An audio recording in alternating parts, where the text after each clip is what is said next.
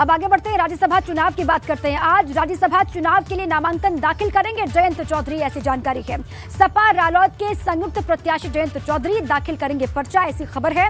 और दोपहर 12 बजे का वक्त बताया जा रहा है जब पर्चा दाखिल करते हुए दिखाई देंगे जयंत चौधरी। ये बड़ी जानकारी। सपा समर्थन से इससे पहले कपिल सिब्बल, जावेद अली नामांकन दाखिल कर चुके हैं और अब बारी है जयंत चौधरी की। ये कहा जा रहा है कि दोपहर 12 बजे पर्चा भरते हुए, नामांकन दाखिल करते हुए जयंत चौधरी दिखाई दे सकते हैं। ये बड़ी जानकारी है। इससे पहले सपा समर्थन से कपिल सिब्बल को आपने देखा, अचानक से वो नामांकन दाखिल करते हुए दिखाई दिए, जिसने सबको चौंका दिया। उसके बाद जावेद अली ने भी नामांकन किया और आज मौका है जयंत चौधरी के नामांकन दाखिल करने का। इसी पर जानकारी लेते हैं हमारे साथी अनुभव शुक्ला जुड़ चुके हैं। सीधे अनुभव का ही रुख कर लेते हैं। अनुभव, ये कहा जा रहा है कि आज दोपहर 12 बजे नामांकन दाखिल करते हुए जयंत चौधरी दिखाई दे सकते हैं, क्या जानकारी है अनुभव? नहीं, बिल्कुल आज वो नामांकन दाखिल करेंगे और जयंत चौधरी लखनऊ भी पहुंच चुके हैं।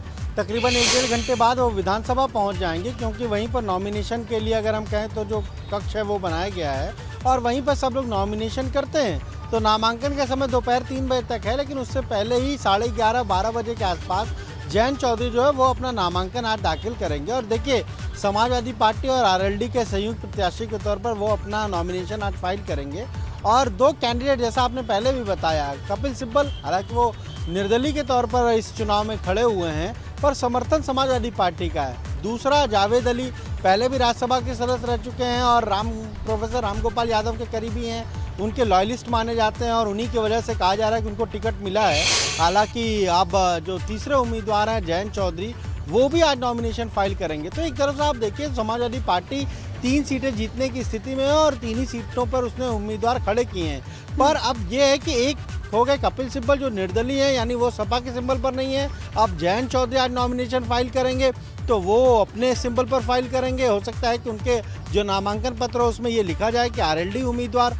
तो ऐसे में अभी राज्यसभा में जो स्थिति है समाजवादी पार्टी की, देखिए नंबर तो 3 तो हो जाएंगे, पर उसमें जो 2 लोग होंगे, एक निर्दलीय हो जाएंगे, एक आरएलडी के हो जाएंगे उनके सिंबल पर। समाजवादी पार्टी के केवल एक जावेद अली मान लीजिए पहुंचते हैं। तो एक हम कहें तो एक नियम भी है, किसी भी पार्टी को अगर हम कहें दर्जा मिलता है, कार्यालय मिलता है, उसमें भी दिक्कत आ सकती है अगर 5 से उनके सदस्य कम हो जाएंगे। ये भी एक टेक्निकल चीज़ है, पर अखिलेश यादव ने कुछ सोचा होगा, समझा होगा, उसके बाद ही ये फैसला लिया होगा। पर जयंत चौधरी आज अपना नॉमिनेशन फाइल करेंगे। पार्टी के जितने विधायक हैं आरएलडी के, वो सारे विधायक उनके साथ मौजूद बहुत रहेंगे। सारी टेक्निकलिटीज हैं अनुभव, जिन पर काम करना है आगे। अब नाम का ऐलान तो कर दिया, नॉमिनेशन भी आज वो फाइल करेंगे, लेकिन बहुत सारी चीजें हैं जिन पर आगे बढ़ना होगा, ध्यान देना होगा। ठीक है अनुभव, आप रहे हमारे साथ, आपके पास फिर लौट करके आएंगे। आज दिन पर लगातार नजर रहेगी, जब नामांकन दाखिल करने के लिए आएंगे जयंत चौधरी तो वो तस्वीरें साझा करेंगे। लखनऊ से बड़ी जानकारी है, विधानसभा के बजट सत्र का 7वां दिन है आज और बजट सत्र पर सदन में आज भी चर्चा होगी बजट पर, और विपक्ष सत्ता पक्ष के विधायक चर्चा में शामिल होंगे।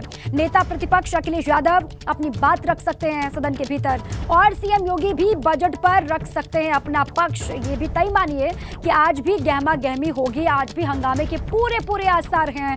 नेता सदन यानी कि सीएम योगी आदित्यनाथ और नेता प्रतिपक्ष अखिलेश यादव दोनों ही अपनी बात रखेंगे और दोनों की बातें बहुत अहम हो जाएंगी। किस तरीके से वो अपनी बात करते हैं, एक दूसरे पर हमला बोलते हैं विधानसभा के भीतर, ये देखना बहुत अहम होगा, दिलचस्प होगा। इसी पर अनुभव लगातार बने हुए हैं। अनुभव, 7वां दिन है आज और आज ये कहा जा रहा है कि नेता सदन और नेता प्रतिपक्ष अपनी अपनी बात रखते हुए विधानसभा के भीतर दिखाई देंगे और हंगामे के पूरे आसार इसी के साथ ही नजर आते हैं। अनुभव, देखिए आज 7वां दिन है और कल सत्र का समापन भी हो जाएगा। बहुत सूक्ष्म, इसको हम कहें बहुत छोटा ये सत्र रहेगा। बजट सत्र जबकि लंबा होता है, 20 दिन, 25 दिन, 30 दिन, 1 महीने तक चलता है, और जब बजट आ जाता है तो उसके बाद विभागीय बजट पर चर्चा होती थी।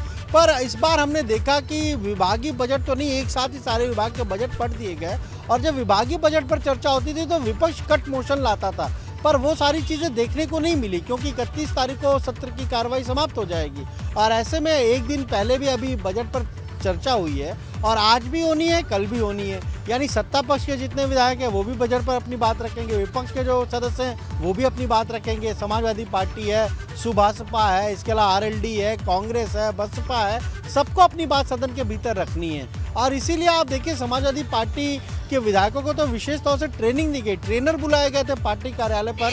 उन्होंने पूरा पाई चार्ट के जरिए बताया था कि बजट क्या होता है, कैसे पैसा आता है, कैसे पैसा जाता है, कहाँ क्या कमियां हैं। 5 साल का पूरा स्टडी था उसमें, और उसमें यह बताया गया था कि 5 साल में देखिए जब से ये सरकार है क्या बजट था, कितना खर्चा किया, अभी भी इतना बड़ा बजट है पर खर्चा पिछली बार भी नहीं कर पाए। तो ये सारे आंकड़े बताए गए विधायकों को और वो उसी के आधार पर अपनी बात रखेंगे। पर ये ज़रूर है कि जब आज क्वेश्चन आवर भी होगा तब भी हो सकता है कि कुछ हंगामा देखने को मिले, क्योंकि आपने देखा नियम 56 के तहत लगातार समाजवादी पार्टी अलग अलग मुद्दों पर चर्चा चाह रही थी। पहले अखिलेश यादव ये चाह रहे थे कि महिला सुरक्षा पर चर्चा हो, वो चर्चा नहीं हुई। फिर मनोज पांडे जो मुख्य सचेतक है उन्होंने नियम 56 के तहत कहा था कि महंगाई पर चर्चा हो, वो चर्चा नहीं हुई। तो कहीं ना कहीं हम देख रहे हैं हर दिन जब भी ये सत्र चल रहा है, जब से कहीं ना कहीं हंगामा लगातार अलग अलग मुद्दों पर सदन के भीतर हो ही रहा है। बिल्कुल अनुभव, और जो ट्रेनिंग दी गई समाजवादी पार्टी के विधायकों को उसको परफॉर्म करने का मौका हालांकि उनको कम मिल पा रहा है। सिर्फ आज ही का दिन है, मौका है उनके पास तमाम मसलों को लेकर वो आवाज उठा पाए, सरकार को घेर पाए, क्योंकि कल आखिरी दिन है और आज 7वां दिन। देखते हैं किस तरीके से पूरी कार्यवाही आगे बढ़ती है। शुक्रिया आपका अनुभव पूरी जानकारी के।